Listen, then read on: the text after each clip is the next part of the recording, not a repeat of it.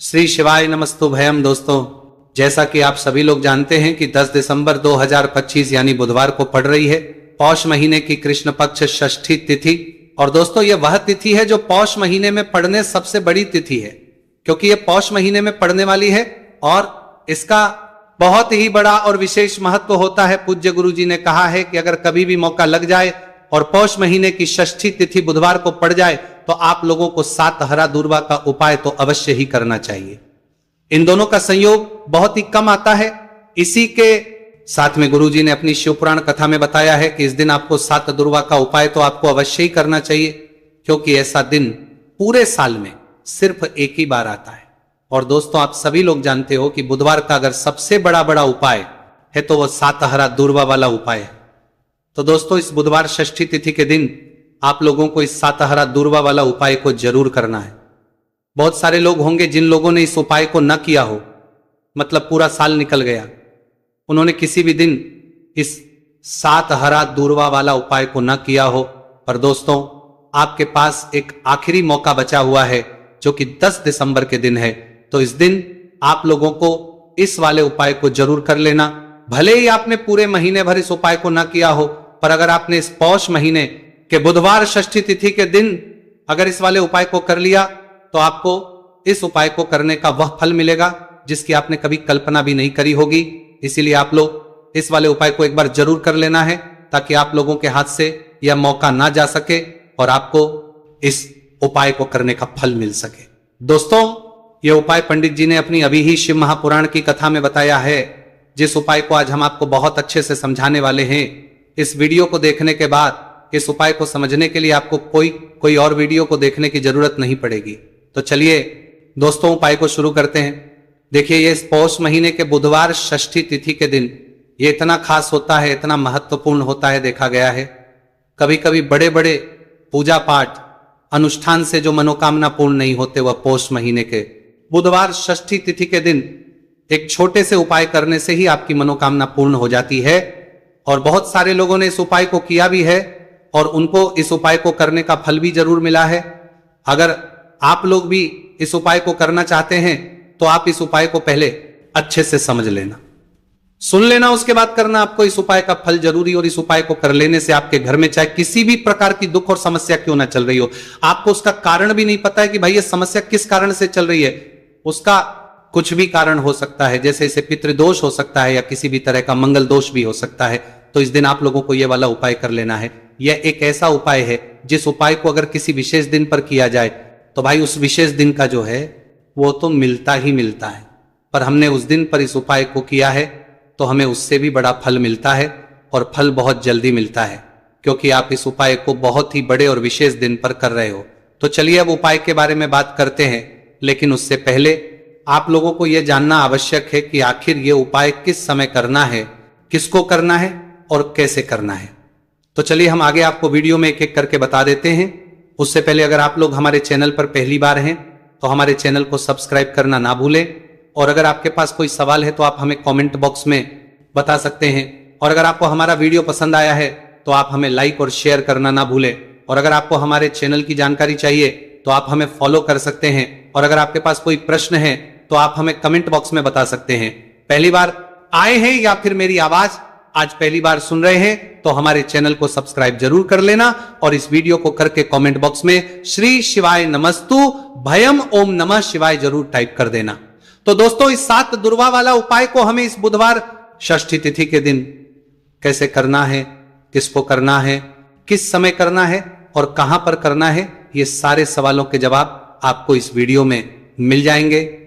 और जो ये वीडियो देखेगा भाई उसको 7 हरा दूर्वा वाला उपाय जरूर करना चाहिए, क्योंकि इस दिन 7 दूर्वा का भी बहुत ही बड़ा और विशेष महत्व होता है। और जब बात आ जाए हरा दूर्वा की तो ये सोने पर सुहागा वाली बात हो जाती है, और ये एक बहुत ही बड़ा उपाय हो जाता है इस बुधवार षष्ठी तिथि का।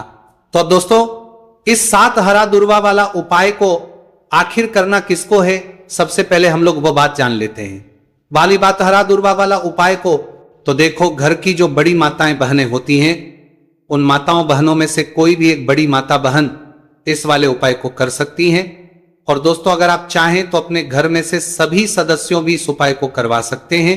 अगर किसी व्यक्ति की खुद की कोई मनोकामना है, खुद की कोई दुख और परेशानी है जो कि वो अपने लिए ही करना चाहता है, इस वाले उपाय को तो वो खुद अपने लिए भी कर सकता है। बाकी अगर कोई घर में से ऐसा है जो कि अपने पूरे घर परिवार की सुख और शांति के लिए ये वाला उपाय करना चाहता है, तो भाई वो भी कृपा करना चाहता है, सकता है, उसमें भी कोई दिक्कत वाली बात नहीं है। कहने का मतलब यह है कि इस उपाय को हर सदस्य भी कर सकता है और पूरे घर परिवार के सदस्य के लिए घर की बड़ी माताओं बहनों में से कोई एक माता बहन भी कर सकती है। माताएं बहनें अगर घर में उपस्थित ना हो या वह ये वाला उपाय ना कर पा रही हो, तो फिर घर का कोई बड़ा सदस्य भी इस 7 हरा दूर्वा वाला उपाय को कर सकता है, चाहे फिर वो पुरुष ही क्यों ना हो, उसमें कोई भी दिक्कत वाली बात नहीं है। अब दोस्तों जो अगला प्रश्न निकल कर आता है वह ये आता है इसको लेकर कि आखिर इस उपाय को हमें किस समय करना है, सुबह के समय करना है कि शाम के समय करना है। तो देखो, इस वाले उपाय को आप लोग सुबह के समय भी कर सकते हो और शाम के समय प्रदोष काल में भी कर सकते हो। अब अगर आप पूछो कि भाई सबसे उत्तम समय कौन सा रहेगा इस 7 हरा दूर्वा वाला उपाय को करने का, तो हम आपसे बस यही कहेंगे कि इस उपाय को आप सुबह के समय करेंगे तो ज्यादा बेहतर होगा। बाकी अगर प्रदोष काल के समय भी करेंगे तो भी अच्छा होगा, उसमें कोई भी दिक्कत वाली बात नहीं है। तो अब दोस्तों जो अगली सबसे बड़ी और महत्वपूर्ण बात आती है वो ये आती है कि सुबह अगर हम उपाय को करेंगे तो हमें कितने बजे से लेकर कितने बजे तक के बीच में करना है, और शाम के समय प्रदोष काल में करेंगे तो हमें कितने बजे से लेकर कितने बजे के बीच में करना है। तो देखो, सुबह जितनी जल्दी हो सके आप उपाय को करने की कोशिश करना। बाकी अगर कारणवश लेट भी हो जाओ, थोड़ी देर भी हो जाए, तो 10 या 11 बजे तक भी आप उपाय कर लेना, पर 12 बजे से ज्यादा देरी ना हो, ठीक है, इस बात का ध्यान रखना। उसके बाद में दोस्तों अगर शाम के समय प्रदोष काल की बात करें, प्रदोष काल का जो समय है होता है वो शाम के 6 बजे से शुरू हो जाता है। मतलब शाम के 6 बजे से लेकर शाम के 6 बजे से रात के 8 बजे के बीच का जो समय होता है, यह समय प्रदोष काल का समय होता है। तो इस उपाय को 7 या 8 बजे के बीच में भी कर सकते हो। मैं आप कभी भी इस वाले उपाय को कर सकते हो, उसमें कोई भी दिक्कत वाली बात नहीं है। तो पौष का महीना ही है जो आपको धन दौलत पुण्य दोनों ही देने वाला है। पौष के महीने में तुलसी का पूजन करके श्री हरि विष्णु से जुड़े हुए कुछ उपाय करके आप अपने जीवन की निर्धनता, धन से जुड़ी समस्याएं, कर्जे से जुड़ी समस्याओं को हमेशा के लिए दूर कर सकते हैं। ये वही महीना है जिस माह में भगवान विष्णु योग निद्रा से जागते हैं। भगवान विष्णु को तुलसी अति प्रिय है, इसलिए उनकी पूजा में भी विशेष रूप से हम तुलसी का उपयोग करते हैं। और बिना तुलसी दल के, बिना तुलसी मैया के श्री हरि विष्णु की पूजा और उनका भोग दोनों ही अधूरे होते हैं।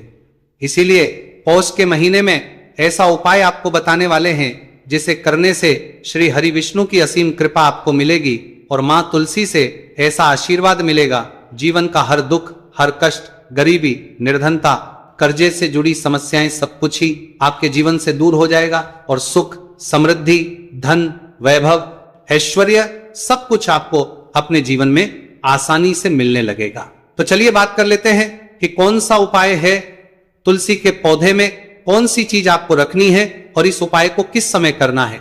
देखिए, सबसे पहले तो आपको बता दें कि अगर आपके घर में तुलसी का पौधा नहीं है तो पौष के महीने में एक तुलसी का पौधा अपने घर में लाकर जरूर लगाएं, क्योंकि पौष के महीने में जो लोग अपने घर में तुलसी जी का पौधा लाकर लगाते हैं, मां तुलसी का पूजन करते हैं, कभी भी मां तुलसी उनके घर में निर्धनता नहीं रुकने देती है।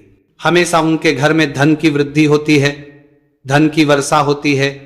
तो जरूर से तुलसी का पौधा आप पौष के महीने में अपने घर जरूर लेकर आए और अच्छे से आपको मां तुलसी का पूजन करना है, मां तुलसी के पौधे की देखभाल करनी है। और वह कौन चीज है जो आपको तुलसी के पौधे में पौष के महीने 10 दिसंबर बुधवार षष्ठी तिथि में रखना है, और कैसे ये चीज रखते ही रातों रात आपके जीवन में चमत्कार होगा और आपके भाग्य का भी आपको साथ मिलेगा।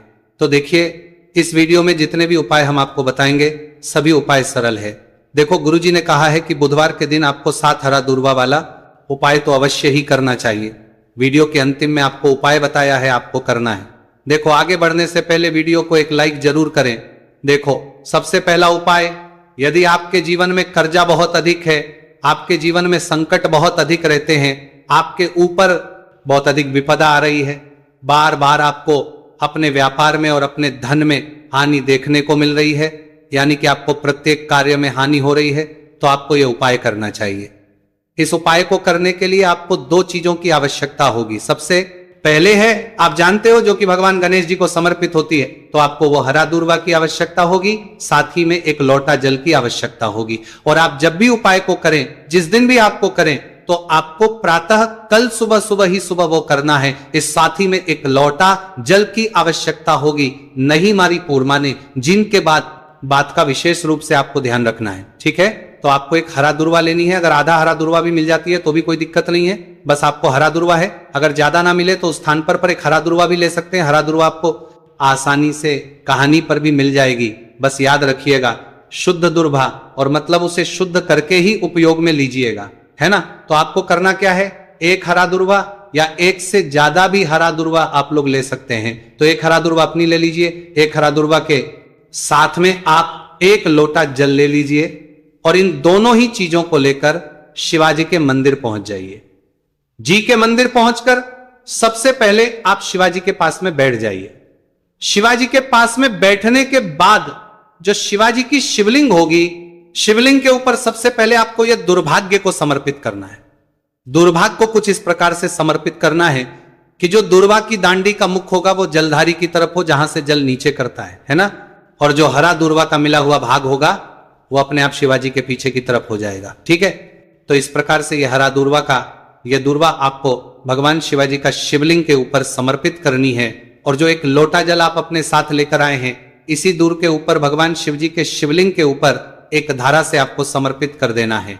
ठीक है, अब यहां पर देखने बात यह है कि यह उपाय इस व्यक्ति को करना है जिस व्यक्ति की नौकरी नहीं लग रही हो, जो व्यक्ति परीक्षा में पास होना चाहता हो, तो इस व्यक्ति को अपने हाथों से इस उपाय करना है, तभी उपाय कम करेगा। ठीक है, उपाय को करने के बाद आपको 3 महीने उपाय आपको कब तक करना है, जब तक कि आपकी नौकरी ना जाए, जब तक आप इस उपाय को नियम के साथ करो, आपकी नौकरी जरूर लगेगी।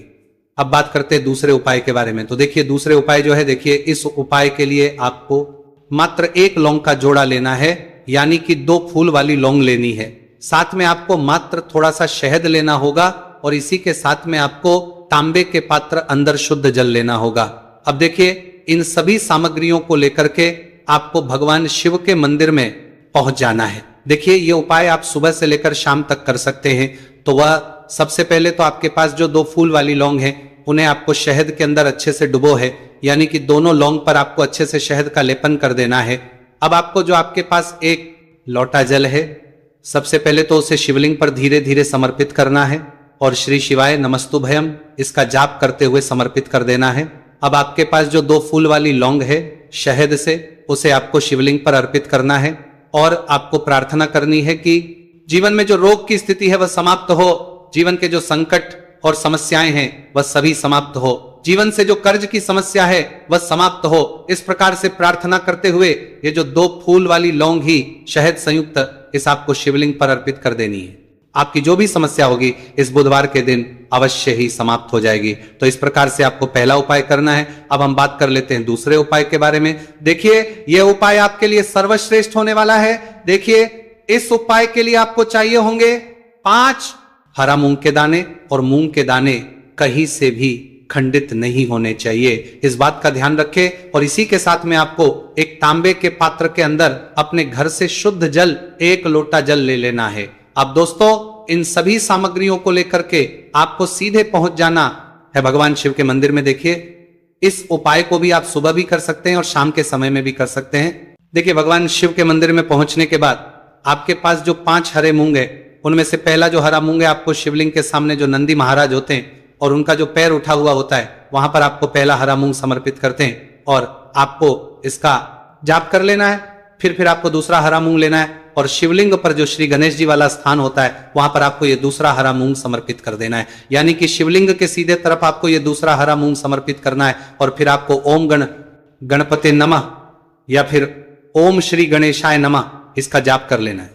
तीसरा, हरा मूंग का दाना आपको भगवान शिव की सबसे प्रिय पुत्री माता अशोक सुंदरी वाले स्थान पर समर्पित करना। शिव की जो जलाधारी होती है, जहां से जल बह करके आता है, उसी जलाधारी के बीच में जो कहीं कहीं उठी हुई लाइन होती है सांप की आकृति के रूप में, वहीं पर आपको तीसरा हरा मूंग समर्पित करना है, और फिर आपको ओम नमः शिवाय इसका जाप कर लेना है। अब दोस्तों, चौथा जो हरा मूंग है उसे आपको भगवान कार्तिकेय जी का जो स्थान होता है शिवलिंग पर, वहां पर आपको ये चौथा हरा मूंग का दाना समर्पित कर देना है और आप ओम नमः शिवाय इसका जाप कर लेना है। अब दोस्तों आपके पास जो पांचवा और अंतिम हरा मूंग बचा हुआ है उससे जल के पात्र के अंदर डाल देना है और इस हरे मूंग से युक्त जल से आपको भगवान शिव के शिवलिंग का अभिषेक कर देना है। जल आपको बिल्कुल धीरे धीरे समर्पित करते जाना है और लगातार आपको शिव महापुराण के मूल श्री शिवाय नमस्तुभयम इसका जाप करते रहना है। फिर आपको शिवलिंग के आगे बैठकर, यदि आप अपने बच्चों के लिए यह उपाय कर रहे हैं, यदि आप अपने बच्चों की बुद्धि ज्ञान और विवेक के लिए उपाय कर रहे हैं तो उसके लिए आपको प्रार्थना कर लेनी है, या फिर व्यापार में वृद्धि करने के लिए उपाय कर रहे हैं तो उसकी कामना करते हुए आपको प्रार्थना कर लेनी है, या फिर अपनी नौकरी के लिए कर रहे हैं, या फिर अपने इंटरव्यू के लिए, या फिर धन की प्राप्ति के लिए कर रहे हैं, जिस भी कामना के लिए आप उपाय कर रहे हैं उसे परिपूर्ण करने के आपको महादेव से प्रार्थना कर लेनी है और फिर आपको वापस अपने घर आ जाना है। पूज्य गुरु जी ने कहा है कि जो भी व्यक्ति इस उपाय को कर लेता है तो यकीन मानिए आपके जीवन की जो सारे संकट, कष्ट और बाधाएं ही वह सभी समाप्त होंगे। अब हम बात करते हैं अगले उपाय की। इस उपाय के लिए आपको एक दीपक लेना है। दीपक आप मिट्टी का भी ले सकते हैं और शुद्ध आटा मढ़कर उसका दीपक भी आप तैयार कर सकते हैं। अंदर गोल बाती का प्रयोग करना है और दीपक के अंदर आपको शुद्ध घी का प्रयोग करना है। इसी के साथ में आपको मात्र एक फूल वाली लौंग लेनी होगी। अब ये एक दीपक और एक फूल वाली लौंग लेकर के सीधा आपको पहुंचना होगा बरगद के वृक्ष के। वहां पर देखिए, सबसे पहले तो आपके पास जो एक फूल वाली लौंग है उससे आपको बरगद के वृक्ष की जड़ में समर्पित करना है। देखिए, अगर आपके जीवन में कोई भी बड़ा संकट आने वाला है, कोई बड़ा कष्ट आने वाला, तो वह इस उपाय के माध्यम से दूर होने वाला है। महादेव की विशेष कृपा रहेगी कि जो भी संकट आपके जीवन में आने वाला होगा वह भी दूर हो जाएगा। तो आपको एक लौंग समर्पित करनी है बरगद के वृक्ष की जड़ में और वहीं पर आपको जो है गोल बाती वाला दीपक जो आप लेकर के गए हैं उससे भी वहां पर प्रज्वलित कर देना है। वटकेश्वर महादेव का स्मरण करते हुए देखिए, जब भी आपको जीवन में इस साल लगने लगे कि आपके जीवन में कुछ भी अच्छा नहीं चल रहा है, तब भी आपको इस उपाय करना है। तो इस प्रकार से आपको ये उपाय करना है। अब हम जान लेते हैं चौथे विशेष उपाय के बारे में। देखें, यदि आपके विवाह में, शादी में कोई भी समस्या आ रही है, यदि आपका जो कर्ज है वह दिन पर दिन बढ़ते ही जा रहा है, तो आपको ये चमत्कारी उपाय करना चाहिए। कोई भी समस्या अगर जीवन में है तो उसे दूर करने के लिए आपको इस उपाय करना चाहिए। मंगल दोष से जुड़ी हुई समस्या भी है तब आपको यह उपाय करना चाहिए। देखिए, इस उपाय के लिए आपको एक तांबे के पात्र के अंदर अपने घर से शुद्ध जल लेना है और इसी के साथ में आपको एक चुटकी लाल चंदन लेना होगा। अब आपको क्या करना है कि जो लाल चंदन आपने लिया है उसे आपको उससे जल के पात्र के अंदर डाल देना है और ये जल जो है आपको लाल चंदन से